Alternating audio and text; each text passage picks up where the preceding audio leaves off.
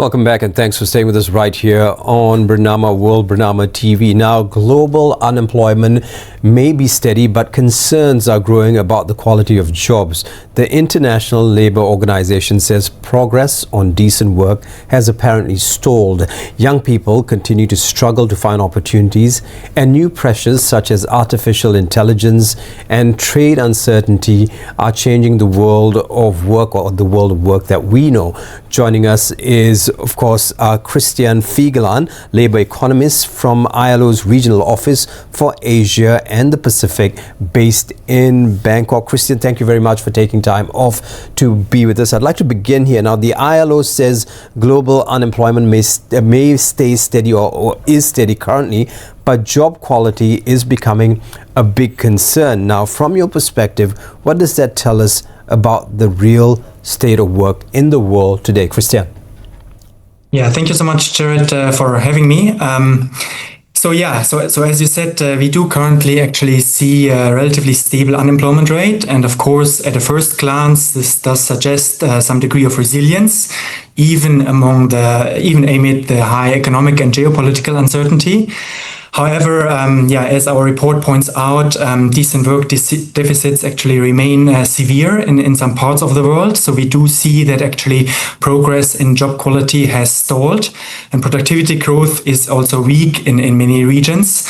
So when we focus on that stable unemployment rate alone, it does not really give us the full picture. So we risk actually overlooking the millions of people that are in working poverty. So these are people who are employed but still earn too little to actually escape poverty. We also oversee those that are in informal employment.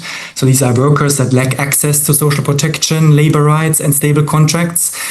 And also, when looking at labor underutilization more broadly, we see actually quite high numbers. So in short, the labor market is stable, but it is currently not healthy enough actually to deliver inclusive and sustainable progress. Let's just take a look at the working poor and informal work. Now, your report says hundreds of millions of people are still working but living in extreme poverty, and many others survive in informal jobs with no protection. Why does this continue even in countries that are still growing economically? I don't know if this question makes sense, but Christian, can you fill us in on this? Yeah, so this is a development that is really concerning. So what we do really see is that economic growth alone is not really anymore enough and does not anymore translate into sufficient improvements in job quality. In particular, that's the case in low and middle income countries.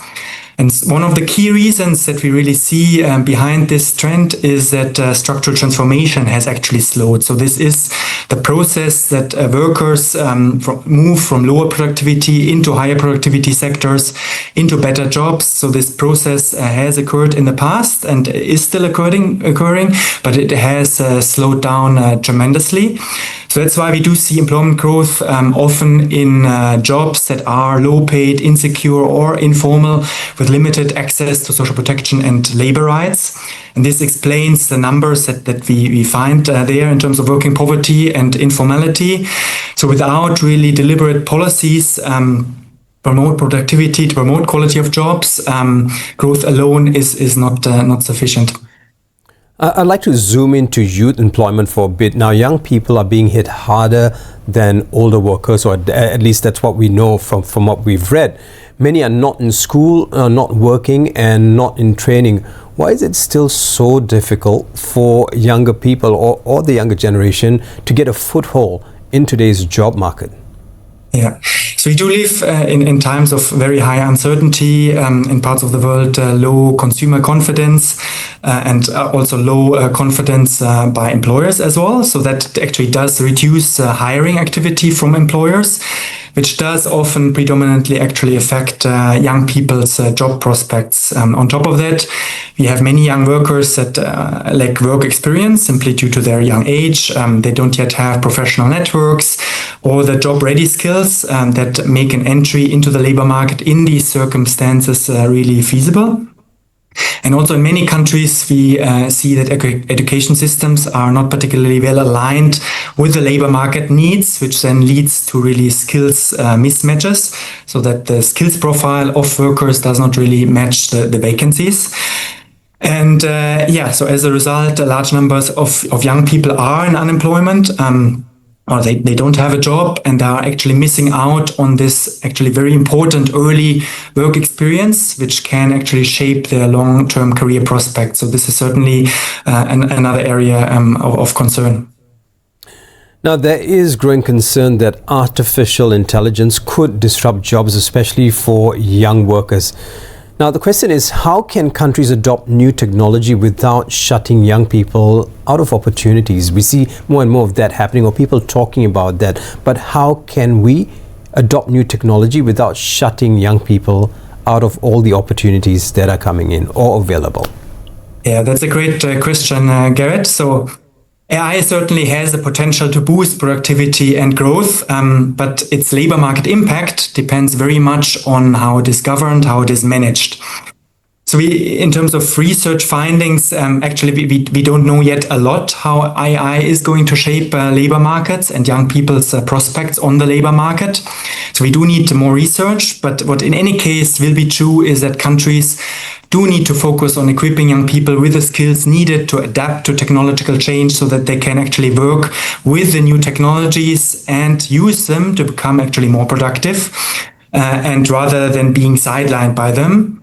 So the goal is really not to slow AI adoption in any way, but to really manage it in a way that supports productivity while protecting young people's entry into the labor market. Right, let's just juxtapose what I said about the younger population and opportunities with this aging versus the younger population. Now, some countries are aging fast while others have rapidly growing younger populations. Now, how should governments respond to these different pressures on jobs and also economies? Christian? Yeah. So demographic challenges, as you have outlined, differ really sharply across countries, and of course policymakers must adopt then tailored strategies. So in those countries that do have aging societies, there's really a need, of course, to address shrinking and the shrinking and stagnating labor force by raising productivity and also by providing the conditions for older workers to actually maintain a productive working life. While when we look at countries with a fast-growing youth population, the key challenge is really creating enough quality jobs to absorb the large number of new labor market entrants, which all of these young people come with their hopes and aspirations that somehow, of course, need to be addressed, need to be fulfilled to a certain degree at least. So this really requires investment in education and skills, as well as economic transformation towards more productive sectors. And without this stronger productivity growth and better job quality, countries really risk missing out on a potential demographic dividend, despite actually quite favorable population trends. Right, we're quick running out of time, but I'd like to just get your opinion on this before we get into other trending news of the hour. Now, if there's one urgent step government should take this year to improve job conditions worldwide, Christian, what do you think it should be?